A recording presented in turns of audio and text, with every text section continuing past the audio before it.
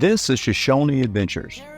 For over 35 years, we've planned unforgettable experiences around the world for our clients. Our shows will give you an idea of what it's like to hunt with these outfitters, and if you'd like to experience one of these trips yourself, give us a call and we'll help you plan it.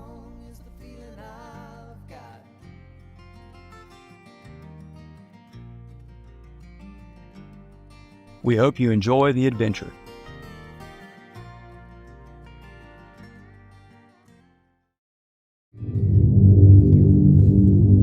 Lanai is 89,000 acres. It's a dome-like island with a peak elevation between 3,000 and 4,000 feet. It sits 10 miles off of Lahaina, Maui. It was constantly on the horizon, inviting us to come explore.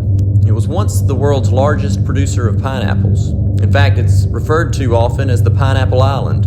But the pineapple agricultural fields have now turned into the perfect habitat for axis deer. Axis deer were brought to the Hawaiian Islands in 1868 to the island of Molokai as a gift to the king. They were introduced in Lanai in 1920. They're often regarded as the best game meat in the world, and their population has flourished in the Hawaiian Islands. It's estimated that as many as 30,000 axis deer live on Lanai. Axis deer don't have any natural predators in the Hawaiian Islands, so hunting is essential for population control.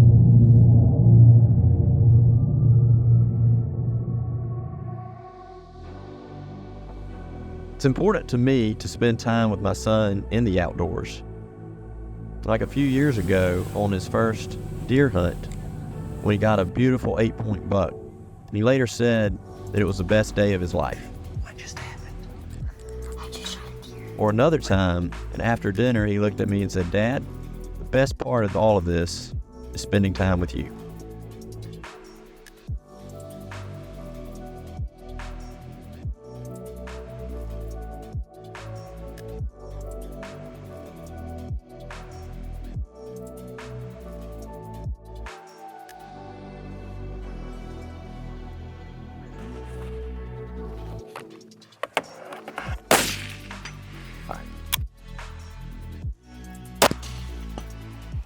All right, it's on. We're gonna walk over the ridge and glass and see if we see any. They're still moving this morning. We've got our rifle sighted shot and made sure that the scopes were on, and now we're gonna go glass over this big area, see if we can see some moving.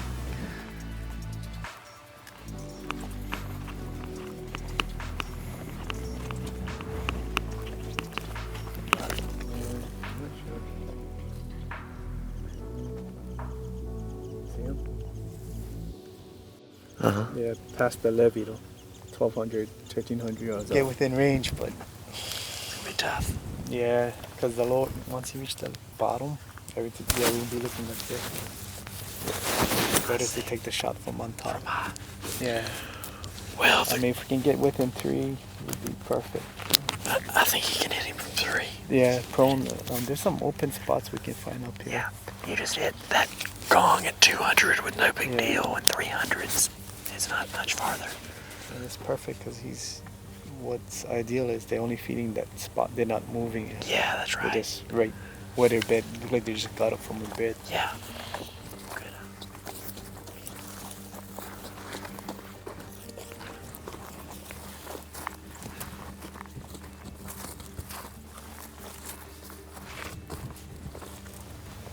$400 on the money from here.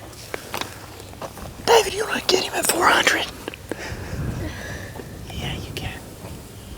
You can do it. Just hold them steady and just clean break. Processes don't move from this. You can get him. You want to do it here? I think a little bit closer, maybe 350. Okay. All right. I was Yeah. hoping 300. Prone. Yeah, prone. It'll be nice and steady.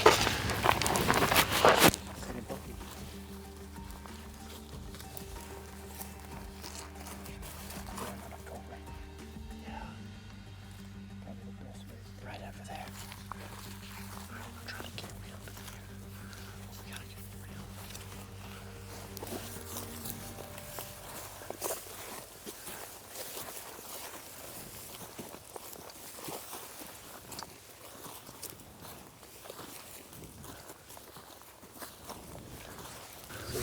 if he's like that. Yeah.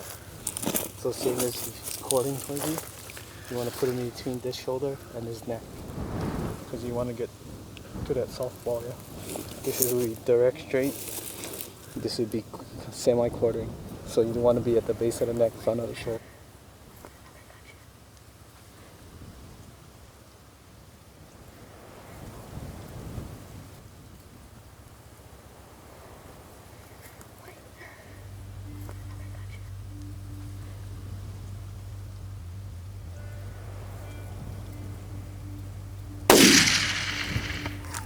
Got him. Put another round in. Put another round. I would just give him time and just watch him. The longer time he bleeds, even though if he's semi-winded, yeah, I would just wait.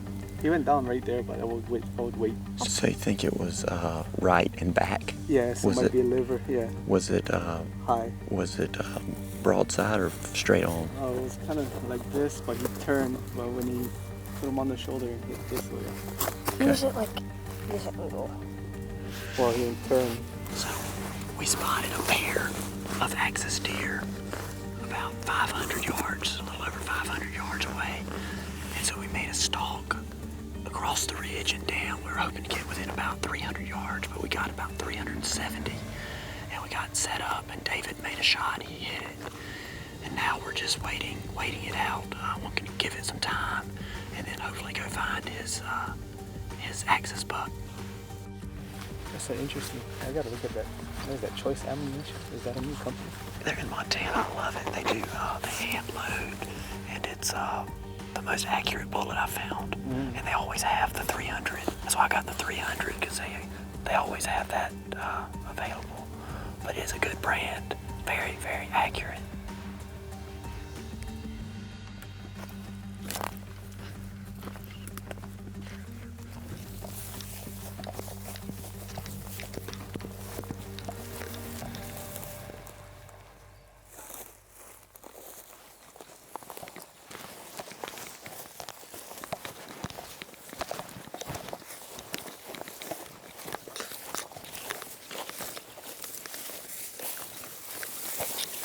David, all right, my man, good job. Way to go, David. Wow. Come check him out. Nice. Beautiful animal. Absolutely beautiful. It's a somber moment too. This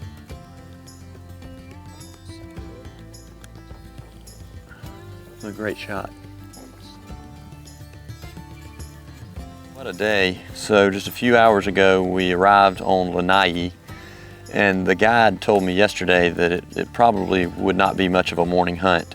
He said that the deer are bedding down fairly early, and by the time we got off the ferry and shot our rifles to make sure that the scopes were still on, that we wouldn't have much of a morning hunt. But we were blown away that within a few minutes we saw a buck and a doe, but they were too far away. We were on the ridge, we're coming in, and this is an old pineapple plantation that we're hunting, and now it's been converted to just grasslands and brush. It's perfect habitat for these axis deer, but they're hard to see. And so we did spot a buck and a doe, but they're too far away. So we made a stalk along the ridge line and tried to get down to within 300 yards, but it wasn't possible. We were too exposed, and we could only get to about 375 yards. And David has shot several deer, but nothing more than about 100 yards. And he got on 375, put the rifle right on it, steadied it, pulled the trigger, and the buck only ran a few yards. So David, very proud of you, man, for that shot. That's impressive, 375 yards for anyone, let alone a 10-year-old. Yeah, that's cool. That is cool.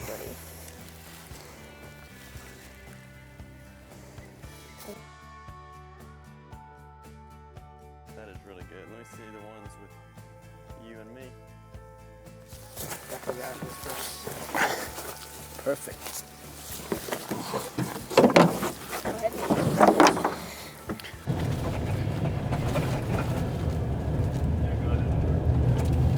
So it's a little after 5 o'clock, and we just went out to a ridge and looked down over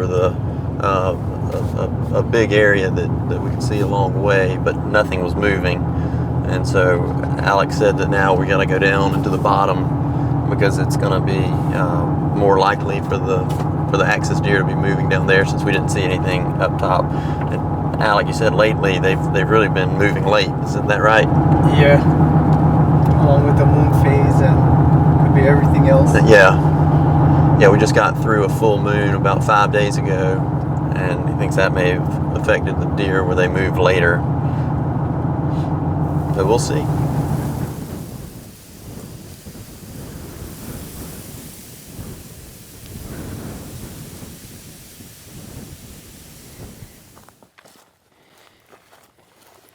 Yeah.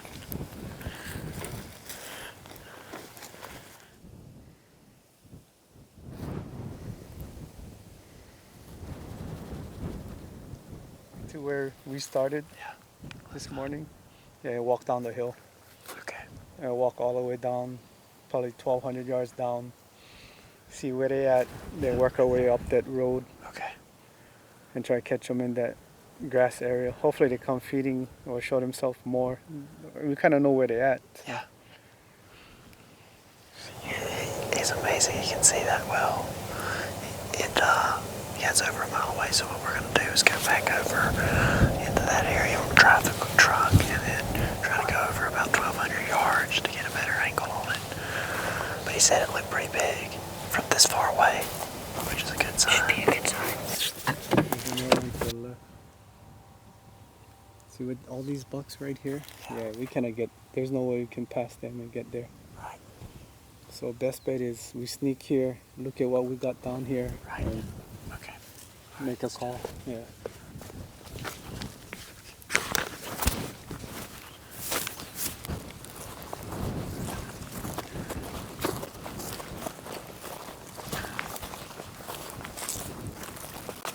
Bucks right out there in the grass, they kind of come in and out of view. Yeah, you got a straight look at them right now. So if we try to get closer, we may risk bumping some and blowing them out. It's also hard to get to stalk really close with 4 people. Also, there's enough brush where if we get low, it'll be hard to be looking down to where they are. So here we've got a good vantage point, but we're just too far away. 580 is too far. I'm trying to see if we can go a little bit more right Okay. and come that way. All right. It'll be more downwind, more into the wind. Into the wind, so I don't have to worry about the crosswind. Too much, yeah. Yeah. Okay. Great. But hopefully we don't spook anything on that side. Okay.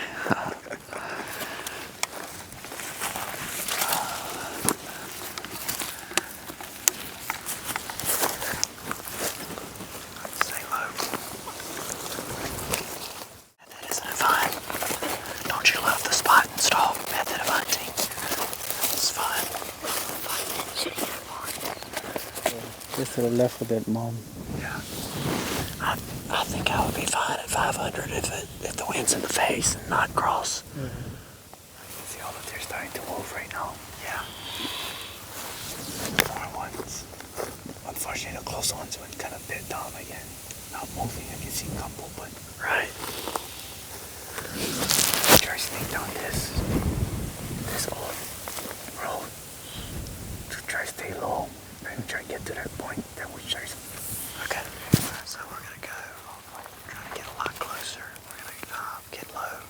The ones that are close have bedded back down, and there's some that are about 1,400 yards away that are feeding, but way too far. But we're gonna try to get closer to this nice buck.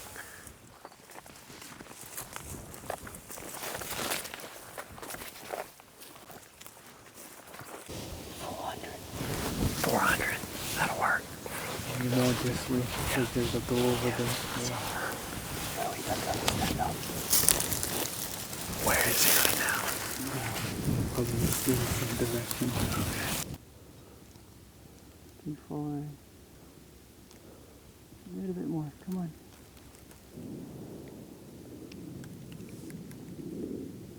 I can only see the tips, but it's pretty cool. You can see the ivory tips of each antler sticking up barely above the grass. He's bedded down. He's getting run out of light too late. Yeah. What a fun hunt, though. You still see him? No, I don't now.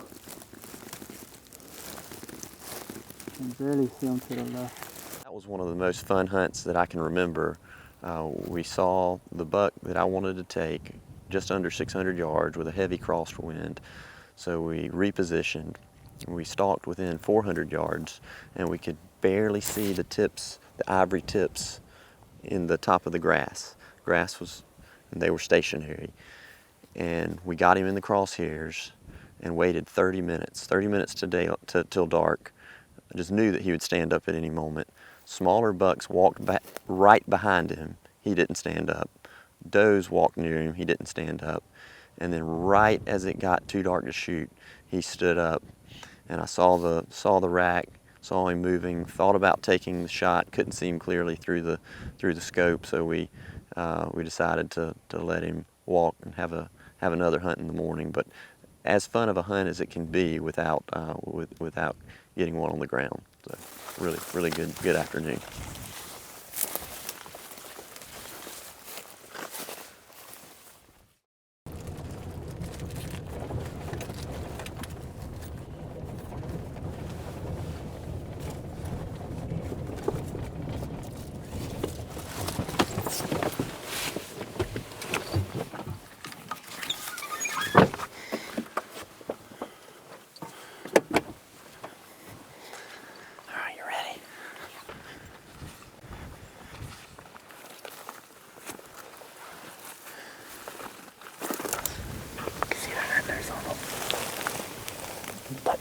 The far lane. Yeah. The next lane. Right. I don't know if we should just jump on that side and go down.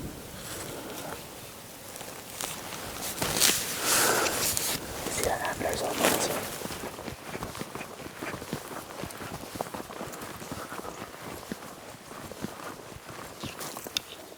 Still coming. Over here, we can set up and just wait after that. Great.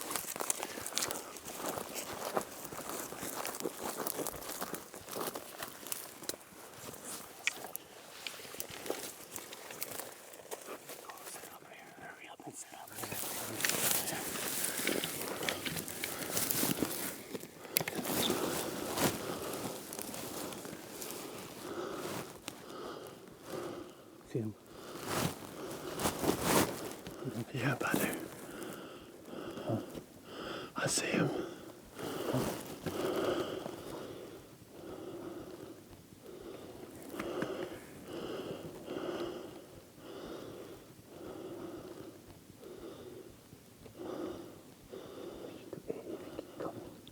How far? I said he would reach 280 when he keep coming. Alright. Hopefully he'll go up. Come on, buddy. So you said 280? He went up. Son of a bitch.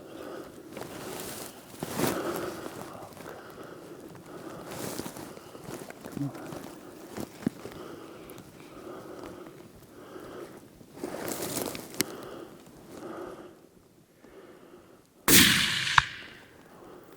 Hit him again.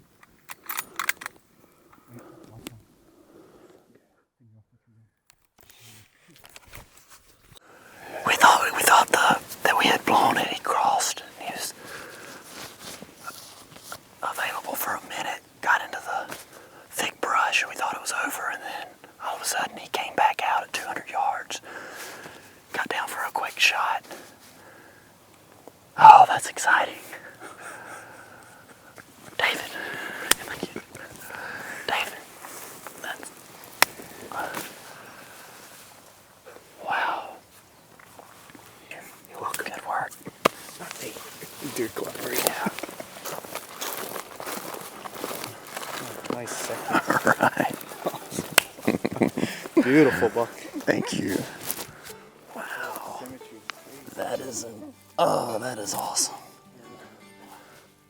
That is really cool, especially after how that turned out yesterday.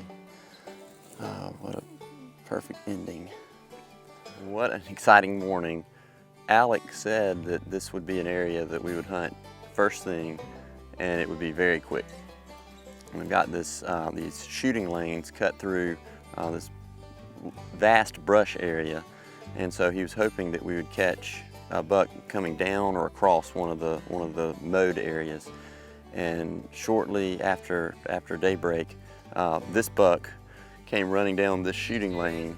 We got set up on it really quickly, and then he jumped into the brush, and we assumed that was done. That there's no other vantage point on this side that we would have been able to get a glimpse. But we stayed set up, and 5 minutes later, a doe walked out. He came out behind the doe, 200 yards, got the bead on him quickly, and I was able to make a good shot. But it's amazing how fast it can happen. Especially the highs and lows of hunting. We assumed 5 minutes earlier that this particular buck was gone, and then 5 minutes later he shows up, and man, what a buck! I am so thankful for being able to take this one.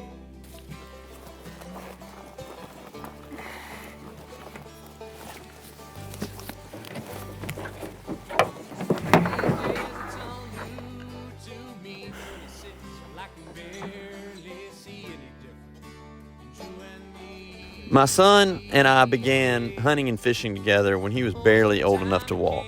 And we've had a lot of fun together in the outdoors, and it's special. There's something within me that wants to teach him and have him come along and enjoy the experiences with me. I think there's something in him that yearns to learn from his dad. I know that for me, my most highly regarded childhood memories were with my father in the outdoors.